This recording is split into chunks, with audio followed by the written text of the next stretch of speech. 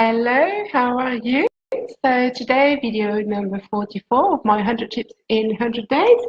And for those of you who don't know me or watching the video series for the first time, my name is Sabine. I'm a marketing consultant, and I help professional women around the world create an online business that allow them to live and work anywhere in the world. So today, I wanted to go back to starting an online business. And one of the advice that we usually give those that are already working online is trying to find your niche. And there are people that say, you don't need a niche, it's going to narrow and you will let other people out. And I disagree with that. I think that it's very important to understand your niche, to know exactly who you're talking to. It's going back to what I mentioned before of understanding your ideal client. So it kind of goes hand to hand, but the first step of before identifying your client, you need to think of what you want to do.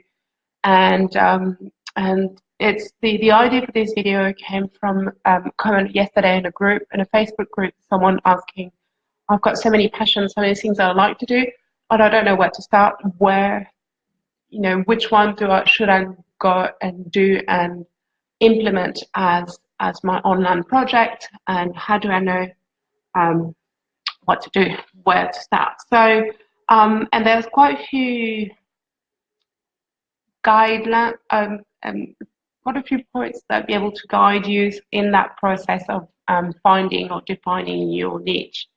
And the first one is writing down what you've done up to today. So what have you done in all your projects, whether from school, from university, your hobbies, everything that you've done from in your past that you made a progress. For instance, you went from one stage to another stage, and trying to understand and find patterns in what you've done.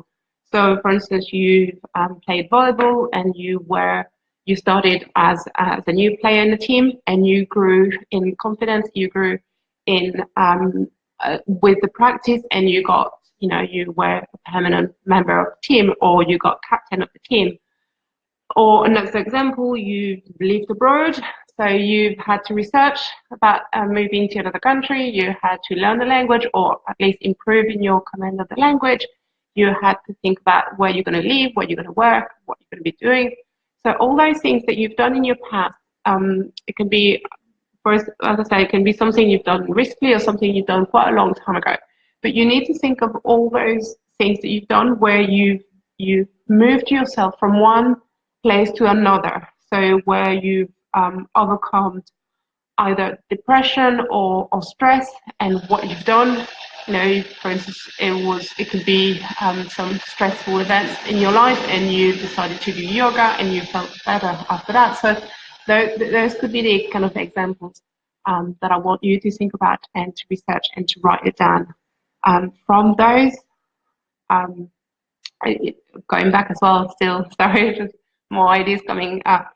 Learning a language. So when you started the language, as a new learner, and you got through the different classes that you were taking, either online or presential or living in the country, and how did you feel when you felt more confidence in yourself, when you were able to either work or study in that language? So all those processes, I want you to write them down and to really think about those, and to be able to identify things. At the moment, you won't really know what you're writing down, so you first need to do that. The second list or things that I want you to do to be able to find your niche is to think about the qualifications that you have, everything you've studied at school, everything you've done outside school, either in a work environment or with the charities you've done, maybe some training, maybe webinars that you've attended online, maybe trainings that you've done through sometimes the local town hall. They have workshops or seminars that they do, and you've been able to attend to those. So write down everything that you think that could be kind of qualifications. It could be online or presential. And the third step is what do you really want to do? So what do you enjoy doing? What is your passion? List all the things that really could, that things that you would feel so confident that you could speak for an hour about it with a friend or with a family member. Think about those things. What do you, there was one funny thing that we did, that I did in one of the Facebook groups, and it was just a simple question. Tomorrow, if you had to do a masterclass, what could it be on? Something that you don't need to study, you don't need to do research. What could you do? It could be, wine tasting. It could be cheese tasting. I was just thinking of some people and they really love cheese. And it could be anything that you could do tomorrow without having to research. What would it be? So just to write down those things. And then the last point would be, what do you stand up for? What do you stand up against?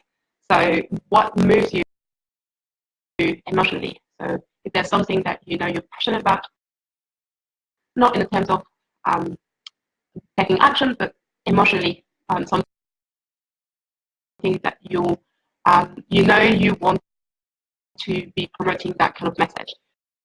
So trying to understand those as well and to write down, and all those elements should give you a direction to be able to understand and to find your niche and what you want to do online, what could be your project.